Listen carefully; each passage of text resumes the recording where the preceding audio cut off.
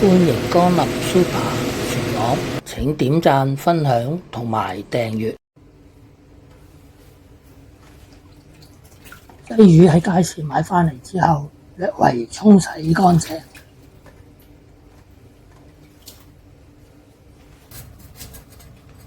用刀刨去雞魚嗰啲魚鱗，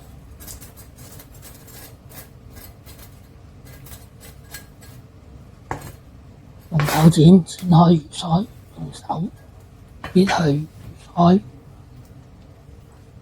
魚嗰啲腸。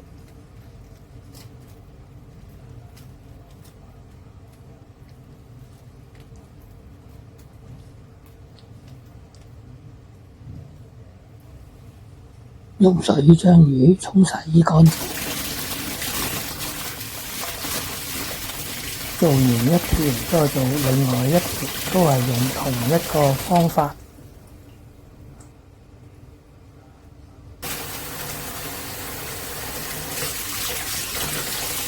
呢啲就係煲湯嘅主要材料啦。南北杏預先浸半小時，將南北杏同埋蜜棗清洗乾淨，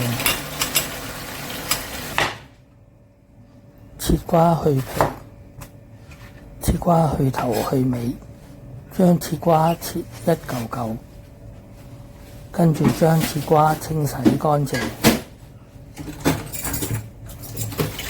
再將切瓜放入煲內，鑊大約半煲水。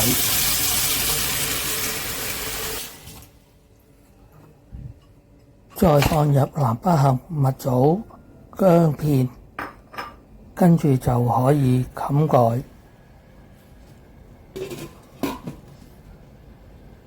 煲佢一陣。開大火落油，落薑片，將啲薑片爆香。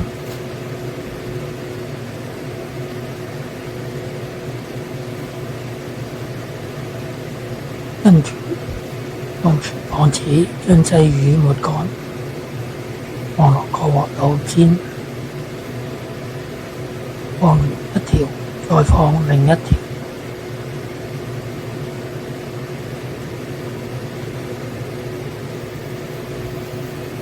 話咁快，雞魚已經放晒落個鑊度啦。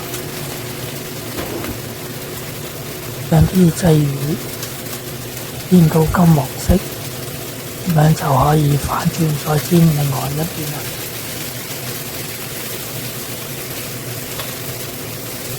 影片睇到呢度，麻煩你點讚、分享同埋訂閱，有你嘅支持就係我拍片嘅動力。啲魚都煎多咗一陣啦，咁我哋攞鑊鏟將啲薑片攞出。啲魚又煎多咗一陣啦，咁樣我哋加入1碗熱水，將啲熱水同啲魚煮一陣，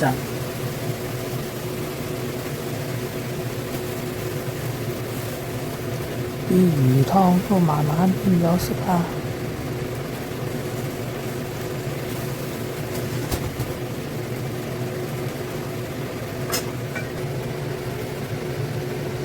跟住將啲魚放入節瓜湯度一齊煲。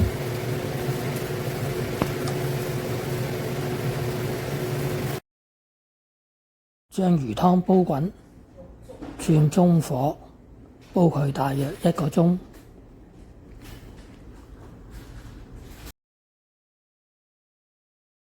話咁快已經過咗1個鐘啦，咁我哋就打開個蓋，開大火，再幫佢煲滾。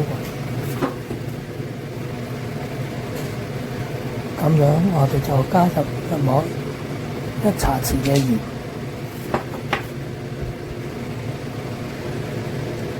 將佢攪勻。你睇下啲魚湯幾靚，跟住就可以不佢去慢慢享用啦。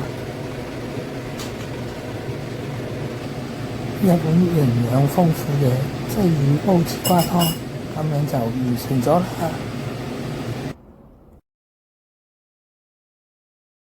睇完片之後記得俾 like、分享同埋訂閱。我仲有大量嘅煮餸影片，可以登入下邊 info box 參觀。